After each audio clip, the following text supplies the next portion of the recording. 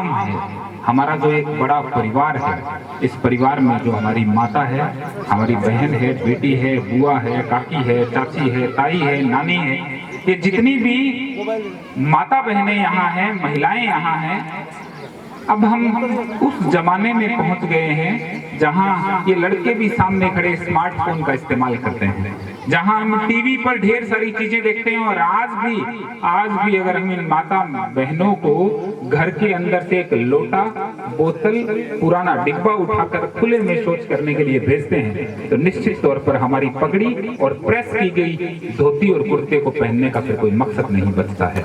इसलिए यह इनके सम्मान की बात है, यह इनके सम्मान की बात है। अगर हम इनसे गरिमा में, हमारी मर्यादा में ये उम्मीद करते हैं कि अगर हमारी परंपरा के मुताबिक ये मुंह ढांप के बैठी है, तो अगर मुंह ढांपे जाने वाली परंपरा का निर्वाह अगर हम चाहते हैं तो हमें इस बात की भी गुंजाइश देनी चाहिए कि इनको सड़क के किनारे सुबह उठकर जब ये शर्मिंदा होती हैं और सामने आते वाहन की जब रोशनी इन पर पड़ती है, बीच में खड़ी हो जाती हैं, इस जलालत से मुक्त करना है। और इसके लिए आपने अच्छा काम किया है, इसका लगातार इस्तेमाल करेंगे।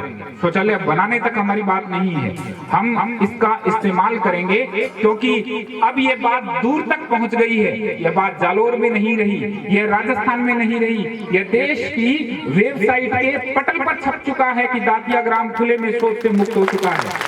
अब भी अगर आप में से कोई महिला या पुरुष लोटा लेकर बाहर शौच करने जा रहा है, इसका मतलब वो पूरे गांव के मुंह पर कालिक पोत रहा है, उसको कोई अधिकार नहीं होना चाहिए।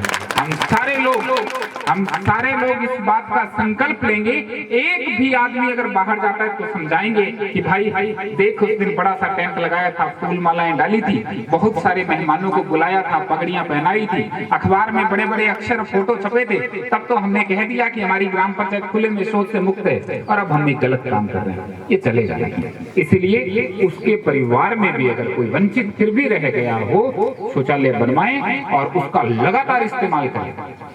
एक छोटी सी चीज कह दूं आपको, जिस परिवार में और जिस गांव के हर व्यक्ति ने शौचालय का इस्तेमाल करना शुरू कर दिया है, उनकी जो पीढ़ियां हैं, उस पीढ़ियों का मानसिक विकास हमेशा उस गांव की तुलना में ज्यादा अच्छा होगा जहां लोग अब भी खुले में शौच करने जाते हैं। ये चीज हमारी पकड़ में नहीं आती, सीधा तो दिखता है हमें कि इसकी उंगली नहीं है, इसके सिर पे बाल नहीं, इसकी आंख नहीं, ये दिखता है, लेकिन शौचालय का हमारी जिंदगी पर क्या असर पड़ा, ये बहुत धीमे धीमे पीढ़ी दर पीढ़ी पता लगता है। तो आपने अपनी आने वाली पीढ़ियों को बहुत अच्छा उपहार दिया है। कुछ लोग उपहार में बड़ा मकान बना कर देते हैं, कुछ लोग उपहार में उसके लिए खूब जमीन जायदाद छोड़ते हैं, लेकिन इतना सब करने के बावजूद वो किसी कीकर के तले लोटा उठाकर शौच करने के लिए जाता है, तो उससे तो लाख गुना अच्छा है कि हम आने वाली पीढ़ियों के लिए शौचालय छोड़कर जाएं। और आप शौचालय बनाएंगे तो निश्चित तौर पर बना चुके हैं। मैं इसके लिए पूरी ग्राम पंचायत की सारी टीम को, सरपंच साहिबा चूंकि यहाँ नहीं है जैसा मुझे बताया है,